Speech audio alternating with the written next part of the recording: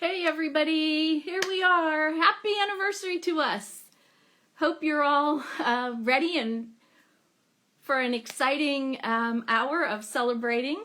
There you all are. Oh, I'm glad to see you. I wanted to have this image up when we got started just to commemorate our roots. This is the original logo of Mika Fan Club for those of you who may not have been around 15 years ago. Anyway, I kind of dived right in without explaining. Welcome everybody. Ciao, salute, guten Abend, hola, aloha, shalom, marhaba. Yeah, I'm glad you're all here. This is the Mika Fan Club Instagram Live. I am Deb, the administrator of MikaFanClub.com. That's our website. Today is a special day. If you're new here, we are celebrating our 15th anniversary.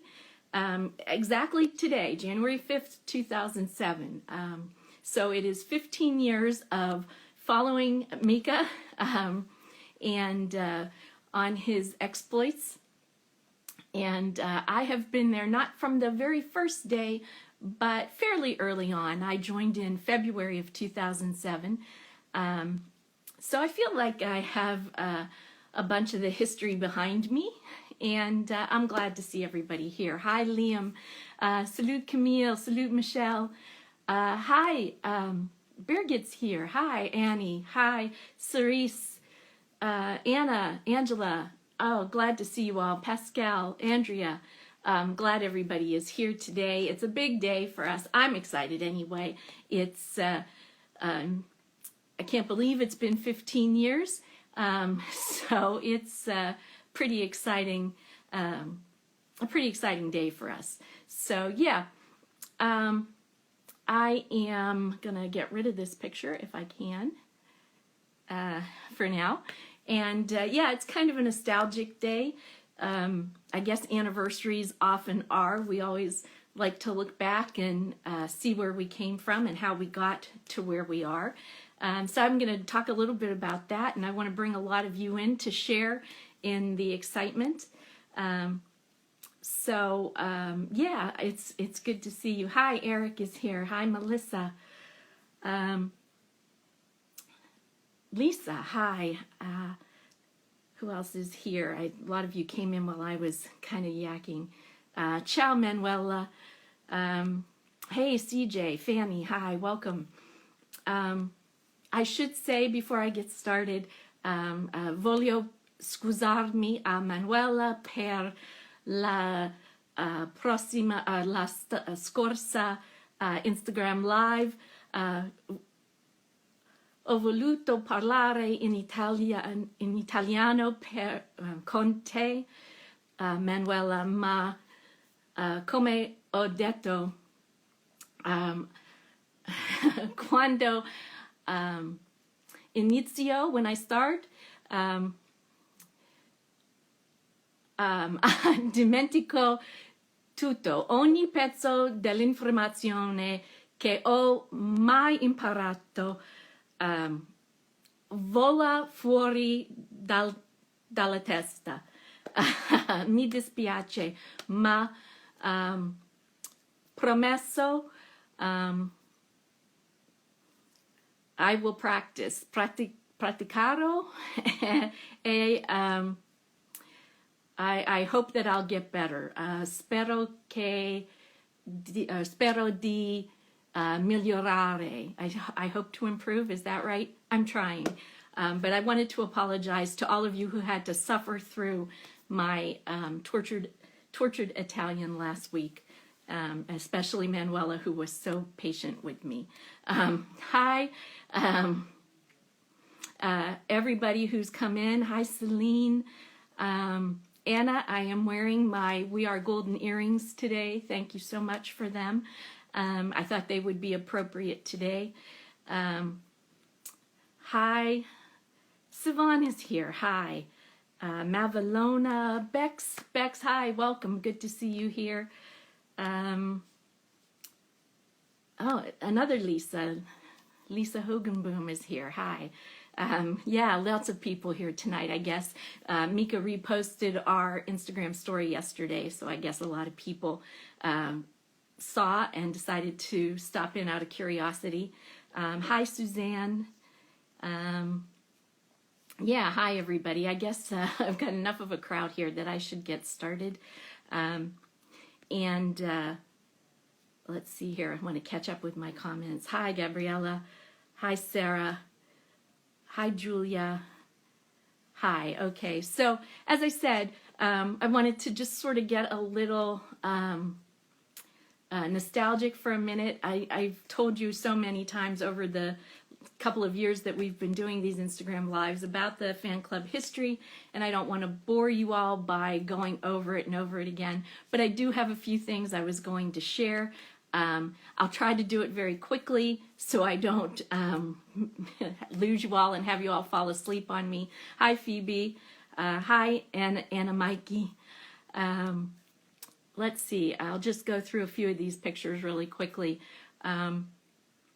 As I said, this was our old logo, and over the years, we have had a number of logos. From the brown and yellow and white era, we went to a dark purplish blue. I don't know why we chose that color. It was kind of dark. And then from there, we went to sort of a turquoisey, seafoamy green kind of thing. And we also, along the way, did variations on our logo for our different anniversaries. Like we did this one for our 10th anniversary. And I'm sure a lot of you have seen our 15th anniversary logo that was designed by Savon with the help of Michelle, also known as Lynn Frank. She can't be here today because also today. So, but it's to acknowledge their efforts. They really did a good job by the logo. So yeah. So let's see here. Let's get rid of this. And yeah, we have had a lot of moderators and administrators pass through the fan club over the years. And I wanted to just take a minute to acknowledge some of them. Some of them are still with us. They're still friends. I still see them on Instagram and Twitter and Facebook. Some I have unfortunately lost track of. But I wanted to thank all of them over the years. They have been so much inspiration and really the foundation of this fan club. And it's been great to know so many different people from so many places. There was Anna from Spain and Tegan from Australia and Diana from the Netherlands and Droopsy from Belgium and Nono from California and Manna from Canada and Christine from Canada and Ghislaine from Canada. And I know I'm forgetting some, and of course Freddie's double, who was from the UK, who passed away a few years ago, who was really a founding father of the fan club. So yeah, we've had some history over the years, and we've had some good times, and it's been a privilege for me to get to know all of these people and work with so many of them so closely. And I am so glad that we're all still here. I hope that we have made a community, a family that you all feel comfortable with. I think certainly Mika makes it possible for us to get together, even virtually like this. As somebody said, and I have said many times, we come to the fan club for Mika, but we stay because we find friendship and common ground with so many people. And it's always really cool to connect with people from so many different places. I mean, truly, I've met people from all over the world thanks to this fan club, and people who I am still very good friends with. So it's definitely been a worthwhile experience. So I think I've probably rambled on quite enough. I have been trying to post some memories on our Instagram stories and TikTok and our Instagram account so that I don't have to bore you all here. And as Karen said, it seems like the video freezes every time I share pictures. So I'll try to keep that to a minimum. So let's see. Let's try to bring in some people to talk a little bit about the fan club and our memories of the past 15 years, if that's what you'd like to do. And I did want to say we can run over an hour today. If I have to, I will restart the Instagram Live because they're going to cut me off right at an hour. So yeah, so thank you, Mika Fan Italia. My earrings are actually made by Anna from Poland. They have Mika on one side, whoops, and then they're gold on the other. So they're my We Are Golden earrings, which was appropriate for today. So Liam, I saw your message, and yeah, I will try to bring you in because I would definitely love to hear you sing today. It would be appropriate for you to sing something today. I wanted to start, though, by bringing in Karen, who is also one of our moderators here. And she's around for, oh gosh, I think almost as long as I have. And certainly has seen Mika more than I have. And there she is. Hey, Karen. And she You were just talking about your earrings, and then suddenly it came that I can join. Oh, Because it had been freezing before, so I was behind, obviously. Oh no, I'm sorry about that. It's no problem. It's not your fault. It's Instagram. Yeah. It's always slow. Yeah, well, I'm always excited when Instagram works at all because you know how we have issues. So it's a good day when things are working and we're connected, we're talking. So that's good.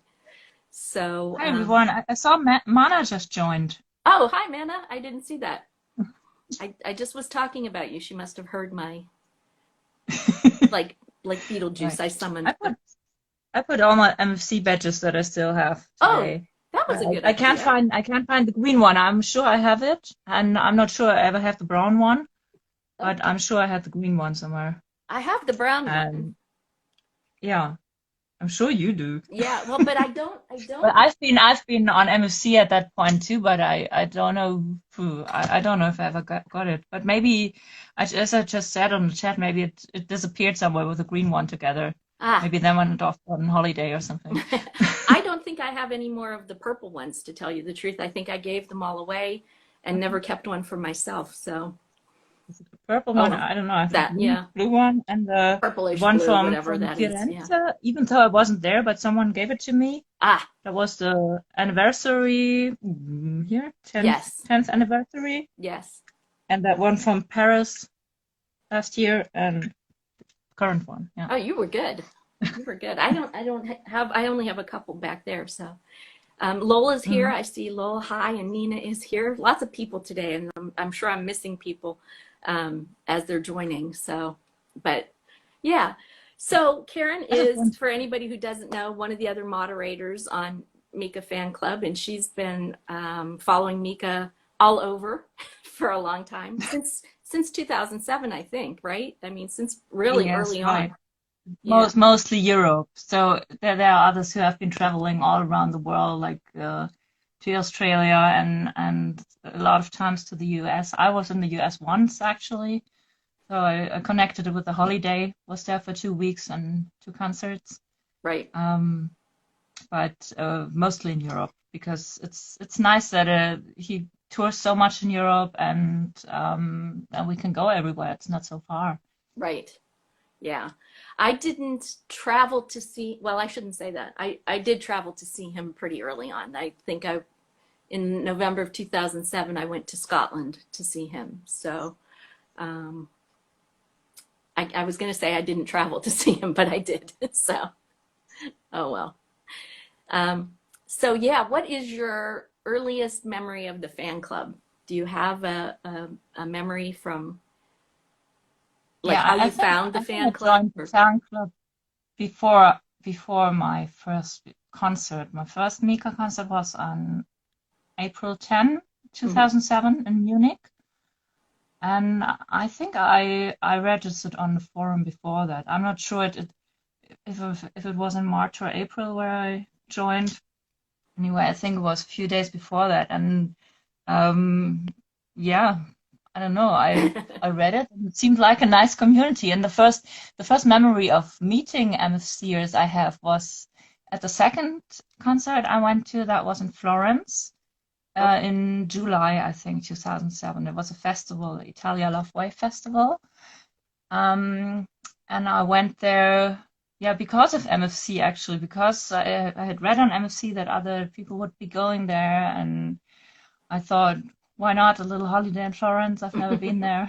It was Nice. actually the only time I was in Florence. It's a Right. very nice city. Yeah, and I met a lot of other MFCers there, and that was my first contact to other. I think since then, at every Mika concert, I've been meeting other MFC members, and that's really nice to see people I know everywhere, and or people I just know from the forum Hmm. or also from the Instagram lives. Right. So that's really nice. Yeah. I think what you said is right because I found the forum in like February of 2007 and immediately started talking too much to too many people. And especially there was a group of women in Scotland who kept saying, Mika's playing in Glasgow in November, you should come, you should come. And that's really why I ended up going, is because I had made friends with them and there were a bunch going, and I was like, yeah.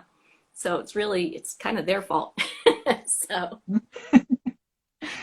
but Yeah, yeah. for me it was more like because there was this big girl, because Mika invited fans to take part in this big girl video, Mm, and I saw that on MFC actually, and there was a concert near that date, I don't know, in London or Brighton or somewhere around there, and I could have gone for a weekend.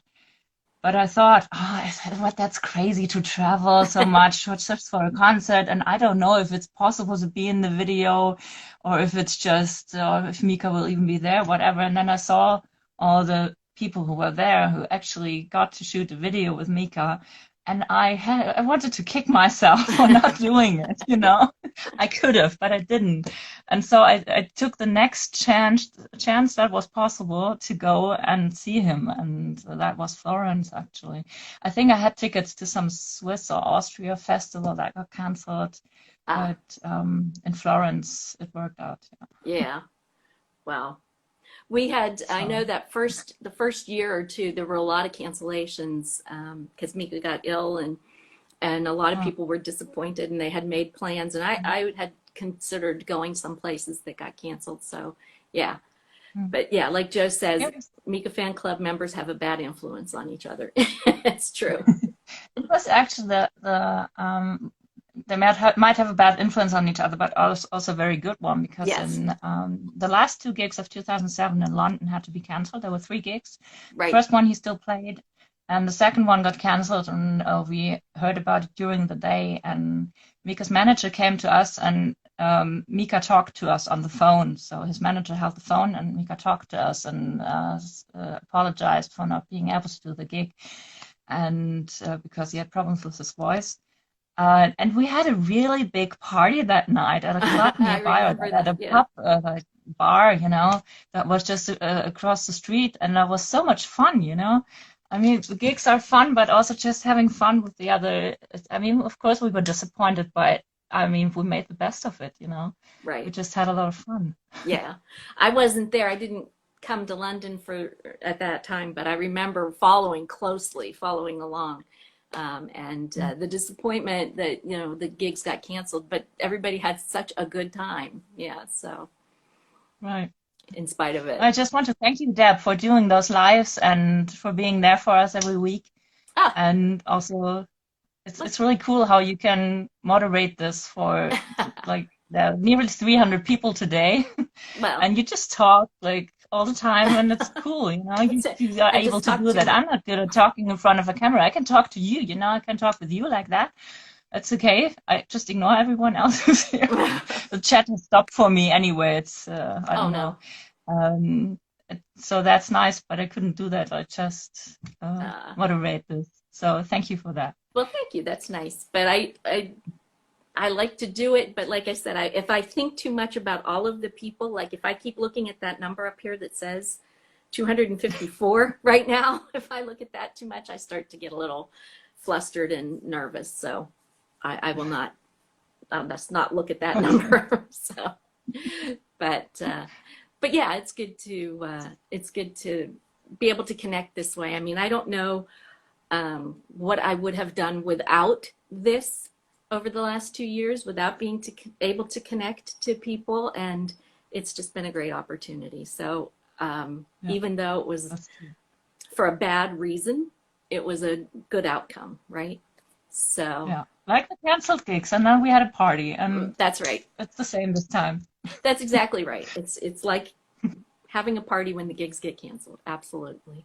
So, and I see Manna was here and she said she missed seeing us. I miss seeing you too, and I hope that we can see you in April, Manna.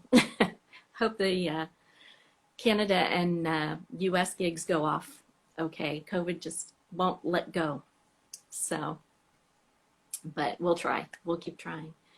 So, Karen, what is the most, besides traveling to outrageous places, what do you think is the most, I guess, the craziest thing you've ever done for a Mika concert? Besides traveling, oh, I don't know, queuing for hours. Or well, That's hours. pretty crazy. That's true. For a lot of hours. Hours and hours and hours. You're right. Uh, I don't Yeah. know. I have, I don't know. Yeah. I think the one of the craziest things was also in when I went to Ibiza in 2007, and Ah. I just there was some sort of after show party. It was like from this Manumission organization thing. So Mika wasn't there, but it was like some sort of after party at the Pasha in Ibiza, and I booked a ticket for that. And so I didn't plan to sleep, I just went to that after party, which was really boring to be honest. Yeah. And and then I went to the airport the next morning, just after the party, went to the airport. That And was also pretty crazy. but The you night saw before him I there. hadn't slept much either, so But you saw him there at the airport, right? I saw him at the airport actually. Yeah, Yeah. I went there and slept a bit because my flight only left at midday, and I slept a bit on a bench at the airport. It was like, well, it was a sunny day, so it was sunbathing, and I fell asleep like that. uh, And well, and I woke up and started to get ready to go inside, and then a car came up, and Mika was in there, and so uh, I met him there. Yeah. that's one of my earliest memories. One of the earliest things I remember reading on the fan club was your story about going to Ibiza and seeing him there. And I Hmm. mean, there were, a couple things that were from those early days. I remember Siobhan giving him the scrapbook that she had made. And I remembered the tartan trousers that a bunch of women made for him that he actually wore.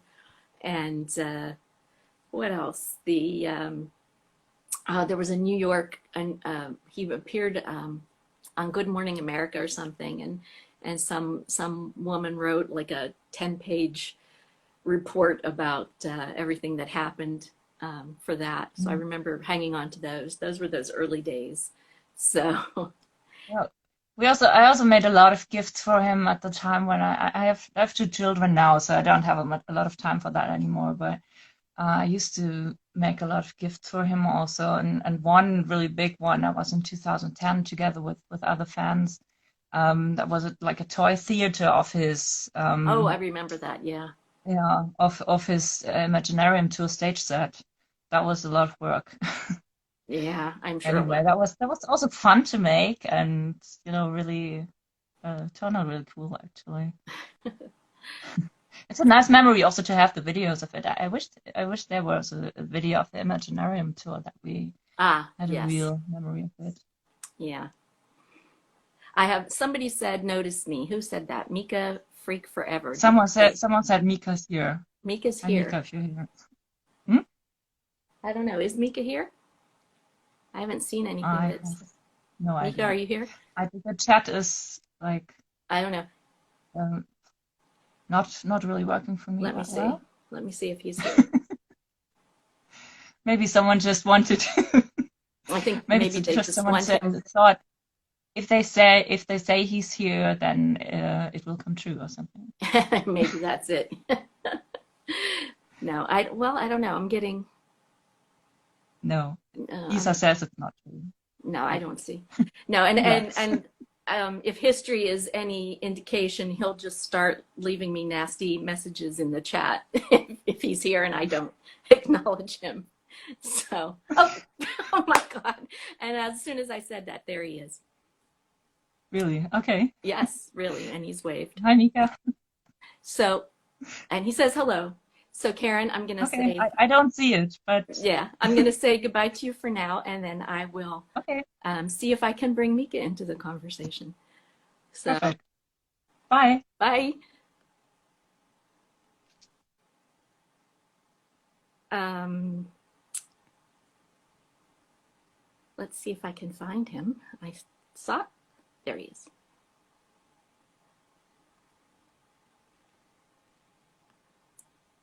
Ah,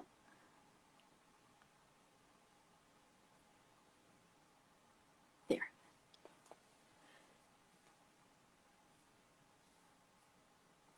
Or maybe we won't connect. Hello. Oh, hello. There you are. Hi. How are you? People have just been like saying, "Is Mika coming? Is Mika coming?" And I was like, I have no idea. I have no idea. And as soon as I said that, your name popped up on the screen. I wouldn't miss it. How can I Oh, miss it? Hello, everybody. Hello, Deb, and well, happy 15-year-old birthday. A full thank you. adolescent Mika fan club. Oh, yes. Yeah, like in complete like dysfunction phase. The skateboards are out. Cigarettes are being tried. Hormones are Homework's raging. Yeah. hormones raging, cigarettes are being tried, and everyone's kind of like misbehaving, and we're trying to figure out how to, become adults. Isn't this the best possible description of what's happening right now with MFC? I, yes. Well, 15 is good though. 15's okay. I mean, just thinking back, 13 was awful. 14 was not great, but 15 was good. So Why was so 14 15 awful for should be. you? Why? Just, teenage girl, just Ah, trying to figure out who I was and, you just I know. don't really remember any difference between any of that period. It was all just like it was all just a giant mess. Yeah. Well, like I said, by 15 I started to figure out that I was not fitting in with, all the cool kids, and I was starting to get okay with that. So, it was all right. 13 and 14 School though. school is the toughest thing Yes. during your teenage years. I mean, at least it was for us, right? It was for you, it was Right. for me. I mean, God, it really sucked. It Yes. was really terrible. I mean, can we Yes. just be honest? Yes. So, but that's, Yes. then again, there was always that's why music became more important. So, you know, True. and that's True. that's part And of that's it. absolutely true because that's pretty much what saved me was music. So, yeah. So we have people from where today? Deb, Well, let's fill see. me As in so for many this people have 15-year been scrolling anniversary. by. So, yes, Netherlands, Switzerland, I Argentina, see. Mexico, France, obviously, I Could Italy. Never Be a Dancer is here. That means that Oh, Olivier wow. Casamayu, the amazing choreographer who has done loads of projects with me, is here. Salut Olivier. They're following you. Yeah. Let's see who Ah, else. There's people from Canada. There's Frozen, people from, apparently in Canada. People frozen in Canada. yes, I'm surprised you can yeah, type.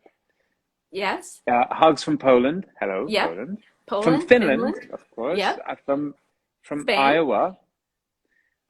yes, From Iowa, yeah. So, just it's a Netherlands, usual France, Wednesday. Italy, Los Angeles, Ja, ja, ja, hello is what Olivier Casamayu is writing. Always erudite. Yes. Look, Austria. I always say ja ja ja in my Côte head, but d'Ivoire. Ah, Cote d'Ivoire. Emma's here. Emma Marone is watching us. Ah, Ciao, Emma. ciao, Emma. Oh wow. Emma is here, I and could bring her into the conversation if she wants to join. se vuoi venire a salutarmi, noi stiamo festeggiando i 15 anni di Mika Fan Club. Sarebbe un grandissimo piacere, però se stai sul palco o sul... She's filming a movie actually right now, Ah, okay. so she's probably not gonna pop in. That's well, I'm just saying it's an option. I have the technology. And Olivier is in Mexico, There's people. Yeah, behaving people in well, I hope, probably badly. and somebody from South Africa. Ah, no, wait. Emma says call me. Okay, so how do we say call me? Emma, devi mandare, no, tu una richiesta di essere messa dentro. Or you need to get Emma, invite Emma in. I can invite her in. This is your chat, baby. It's not mine. There she is. It's not wait, why? It's not allowing me. Hold on. I'll try one more time. See, somebody's freaking out about the Father Christmas behind me. Yeah, so I'm home. Let me. Oh. It won't let me. It says remove from live. Reply to Rio Brown. I'll look again. Let me try again. I don't know how to. Yo. I'm sorry. ¿Por qué? I'm sorry. I can't. I want to, but I can't. It won't let me for some reason. Are we allowed to have 3 people on one of these We things? should, yeah. Yeah. I could do it, but not. It won't let me with her for whatever reason. Maybe I don't know. Maybe she's got her settings. I don't know. So I'm home, and today is the Epiphany. Well, it's the night before the Epiphany, which is the King's Day, which is tomorrow. Right. So that's why we still have the Christmas tree up. Ah, okay. Abbiamo l'albero di Natale perché comunque prima del 7, dell'8 non lo togliamo l'8. Would you like to see my Christmas tree? Yes, absolutely. Okay. Yeah. 1 second. Up close. I will show you my Christmas tree. So it looks like that. Wait, how do I do this actually? Wait, 1 sec.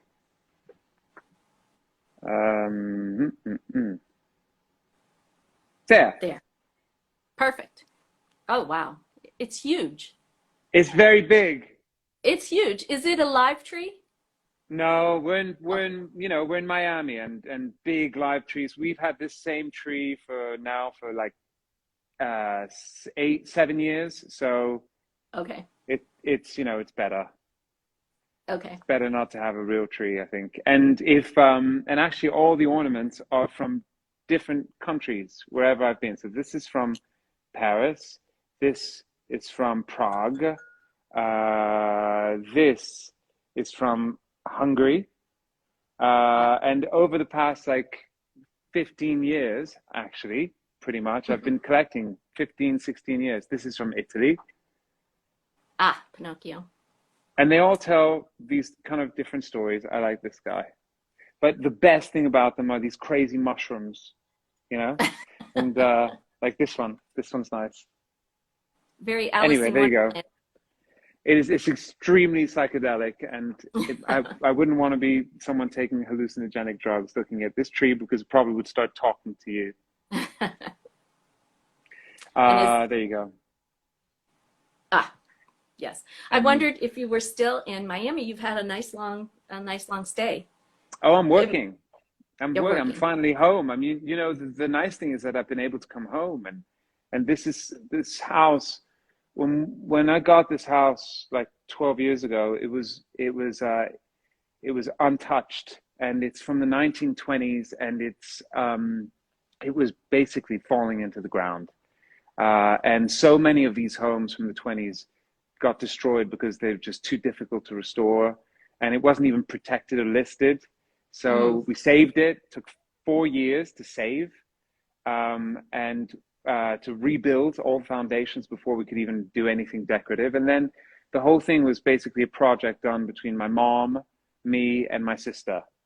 And that's why everything you see is stuff that we made or that we painted in the walls, and we wanted to make it feel romantic, feel like another world, not this kind of modern or overly cold version Mm-hmm.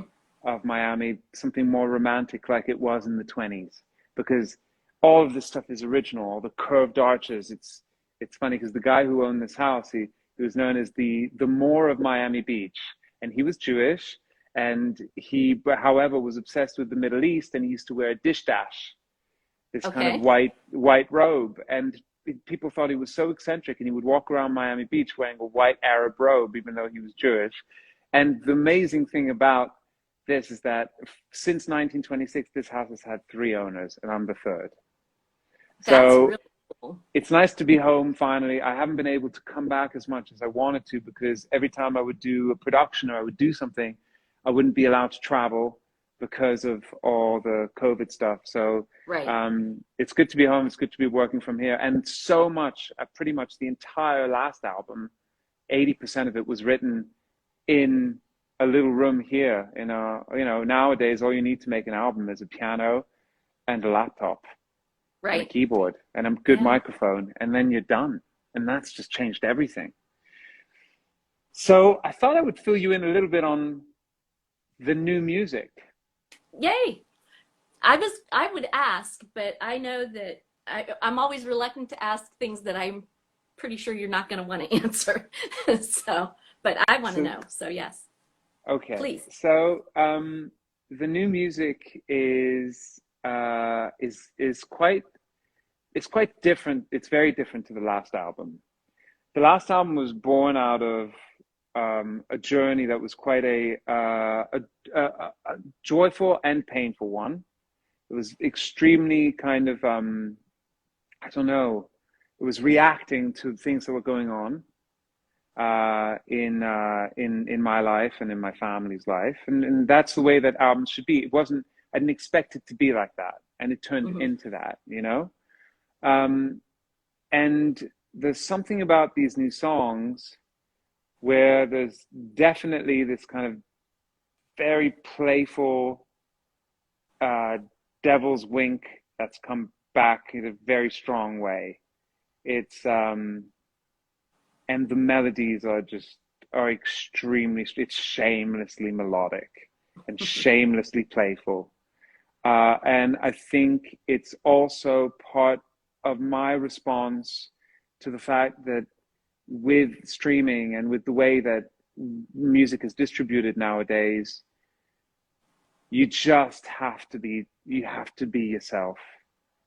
You have to not give a shit about what people contextualize you as an artist. You have to be faithful and truthful to your own artistic values, and be as unique as possible, Mm. and let your colors really be strong. And I think having traveled this quite a painful period, it's so freeing now to just let that happen and to not overthink things, to not overproduce. Mm-hmm. And weirdly, that first gesture that you have when you're writing is actually sometimes the most complex and sophisticated one and the most poetic one. And letting it stay like that. Very few writers, pretty much the entire thing is written with one person who's sitting at a piano and doesn't even write at a single word. Hmm. And that's also very strong because it means that I'm really getting back into that zone of just writing like I draw instinctively. Charming, sometimes refined, and often imperfect. But that instinctive thing and that idea that each song is just a gesture and doesn't have to be a completely over tortured, elaborated thing and Mm-hmm. overproduced is really fundamental in this new collection of work. Wow. Don't you find a lot of times that the first thing that you write or the first thing that you say, even if you change things and revise, you often come back to that first thing, that's often, Well, I don't yes, know, yes and no. I mean, I've also, I think going through different, you do, if the starting point is the right one, and if you're surrounded by the right people, because even the engineer in the room counts. You know, hmm, the way when you just dump a vocal down and it's a demo, that performance is never going to be the same again, ever, ever. So you better make sure it's right. So hmm, yes, you're right. That first thing that you do is correct, but you have to make sure that everything is right so that when it does happen, it's good enough to keep. And hmm, that goes even for non-technical things like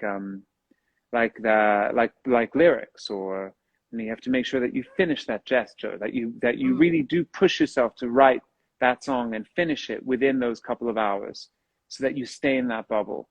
hmm, And also I think that I've had times in my life where I've been so lucky to work with people that were really good people. And I think now looking back, I actually unfortunately had a lot of experiences working with people that were really not good people.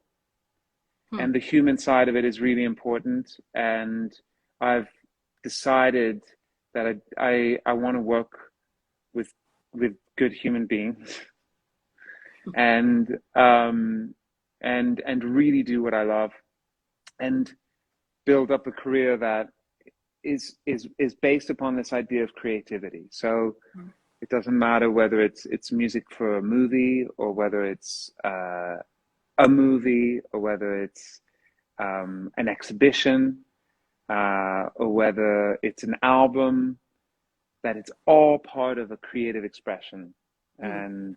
and it all has value. Wow. Well, I know, having followed you for 15 years, and not everything has been music, and there have been times when it's been like, why is he not doing music, But then I I have come to understand that you need to have other ways to express yourself, and that I think a lot of times the other stuff recharges you and makes you better able to do more and and be creative, because you're not It's about pigeonholing it. yourself. Yes, in a way that's part of it, and Mhm. in another way, it's also about making sure that you have autonomy Hmm. as a creative. And it's not easy to get that autonomy if you stick within the same system of the record companies, of hiding behind people who manage you, of just going, making music, putting the music out, going on tour. That model is not one that I personally feel gives me the most amount of autonomy. I want to be in a position where I take the soapbox and I can stand on it when I want. I want to be able to express myself and communicate with people in a very large way, so Mhm. that when I want to go and do something that's extremely, much more precise and artistic, and let's say even highbrow, that I can do it, and that no one's telling me that I can't. Mhm. And I think that there's certain artists that do work like that, and also I think that the music benefits from that, because you write music also to bring it to life. And I think that maybe you're going to understand that a little bit more in the next year and a half, next year to 2 years. This Hmm. idea that that it's not just about going into a room, writing songs, putting them out, hiding for 2 years, and then doing it all over again. Hmm. That there are other benefits when you are an autonomous artist, and yeah, I think it brings other opportunities, and you're going to Hmm. see some of the fruits of that over the next few years. I can't say That's more than that. that's cool. Yeah, no, it's very cool. Well, And it's a journey. I mean, I think even as a performer on stage, I've changed. I've definitely, I have an energy that is more weirdly, like, you know, my energy now is almost more dangerous when I'm on stage. I surprise myself with some of the kind of like the determination or the kind of the ownership of musical and physical gestures on stage, which is funny because you think it'd be, as you get older, you would be the opposite, but it's not what's happened. I feel much more in ownership of what I'm singing, what I'm saying, how I hold myself, and really not worried about the consequences even more, which makes that's the shows more, you know, vibrant. It doesn't matter whether I'm standing in the same place in the Philharmonic show being carried by 120 musicians, where I can't make a single mistake because it would be like falling on my face, or whether I'm, you know, at Brooklyn Steel or in the mountains in minus 10 degrees. It's just this kind of, you know, this fuck you energy, which is really important to hold on to. no, I agree. That's good, and I think we feel it. I think it's it's apparent to us as we're sitting there. We're feeling it, and I think we feed off of that as well. So, That's good to hear. I hope, and also I hope it enables the shows not to be repetitive, because absolutely, that can always happen, you know. yeah. No, there's. I never get the feeling of complacency, either coming from you or even coming from the audience. You know, I don't feel like anybody is complacent in this equation. You know, you sort of make us um, more actively involved because of how you're more actively involved. You know, it's Well, very that it's an interesting I think it goes both ways. dynamic. Yeah, it is. You know, I think it goes both ways. But you know, I don't see individuals in a crowd. I Mm-hmm. see a body. Mm-hmm. And I think that when really everyone forgets themselves and they really form a body, that's when you know it's working. That's when you know, Mm-hmm. ooh, this has become plastic. You know, this has become something you can sculpt. Mm-hmm. It's become an entity, and it's not always given. Yeah, sometimes you have Yeah. to. Ah, Oh. well, it's great. I mean, very, very excited about the new music and about the tour. And, you know, hopefully It's not, everything's the new getting. music's not finished yet, huh? There's a lot, and there's a lot of songs to write because of the way I've structured the projects.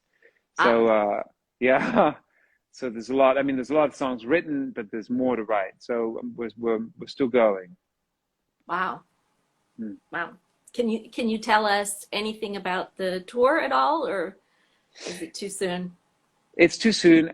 The idea of the rite of spring is kind of is something that I've played with for a while now in a kind of this idea of poetic resistance to what we've all been living. So even when I did the poster art project where I, you know, with my sister Paloma, we commissioned artwork that was displayed over all these empty uh, advertising panels all around Paris. We basically, because they were original commissions, and I did one with Yasmin that was called For the Rite of Spring.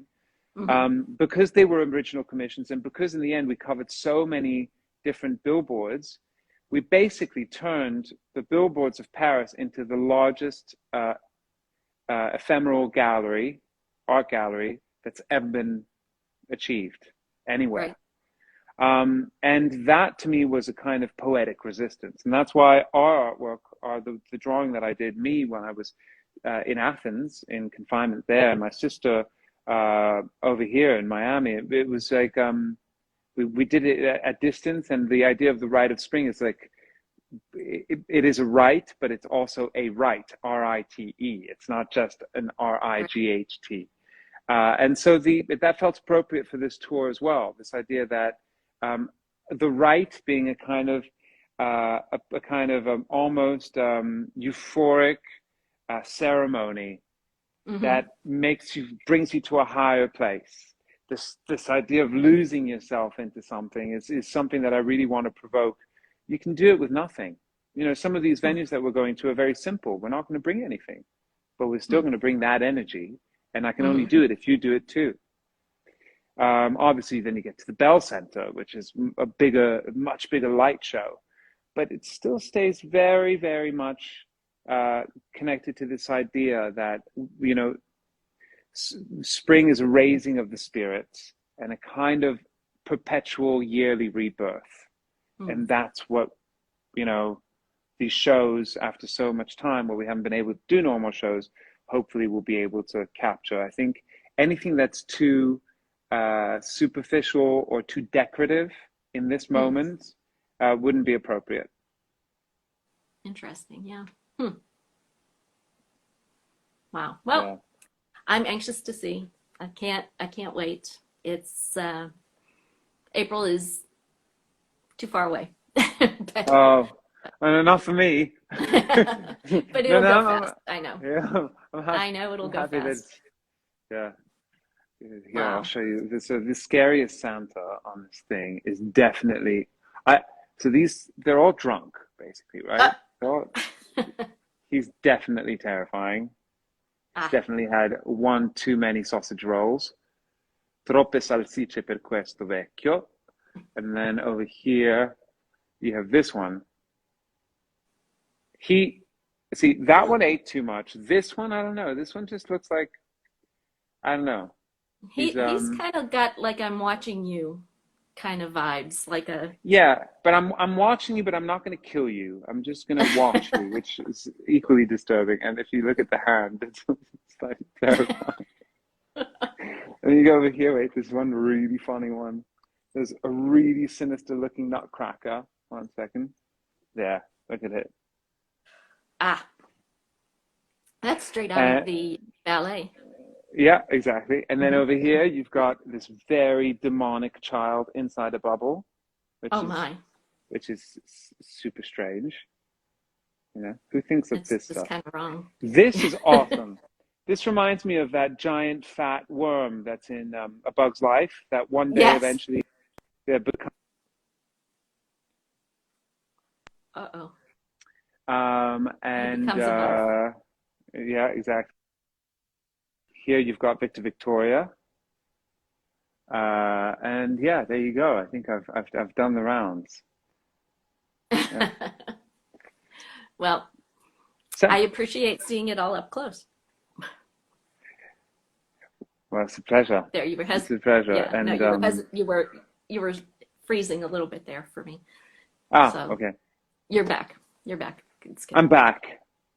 Yeah. So I'm back. well, thank you so much. I appreciate Thank the you. insight, and you really made our celebration really a good one. I'm saying that because I'm looking at the time and I'm seeing we're running out. Instagram is going to give me the hook and pull us away. Well, but I just want to say thank you to every single one of you. Thank you for following me and all my crazy adventures across so many countries. Everything from the subtitling, when I do a show, quando io faccio qualcosa in italiano, quand je fais quelque chose en français, les sous-titres, i sottotitoli, everything from also the community that's been formed. Quando voi fate un giro, un viaggio per andare a vedere un altro concerto in un altro paese, soprattutto in questo momento, these times are so difficult to move around, and I've been seeing how the MFC community helps each other in terms of getting around, understanding the rules, even sometimes with places to stay, and the friendships that have been born between all of you. And I think this idea that you help understand what I make to people who are not necessarily the core members of MFC, but who want to kind of understand what it is that I do, and you help make that easier. So thank you for all the effort, to all of you, those who are very active and vocal, and those who are much more discreet, but follow with as much attention. And thank you to you, Deb, as well, for being our captain. I'm the crazy one, and you're definitely the more reliable one. Well, I don't know about that, but thank you. But it's been a pleasure. It's like I said, without this, what would I have done for the last 2 years? It would have been awful. Well, So no, that's not it true. I got me think through. you would have done a lot, but I think you did a lot for everyone else. So Ah, thank you very much. oh, Merci, grazie mille per tutto. Ci vediamo fra poco con tantissime nuove avventure. Salut à tout le monde. Gracias. Thank you. thank you. Bye, Thank you merci. very much. Okay. Speak soon. Well, bye bye. Bye. Ah, there. I guess he's gone. I have about 2 minutes. Um, and if you guys would like to come back for another hour or maybe just even a half an hour, um, I would love that. I will start it up again once we stop here and we can continue our celebration for a little bit longer if you would like to. Um, yeah, so thank you all for joining. I'm gonna shut this down and then get a drink of water, and then I will come back and we can start it up again if that's okay. Um, so yeah, I'm gonna say goodbye for now, and we'll be right back.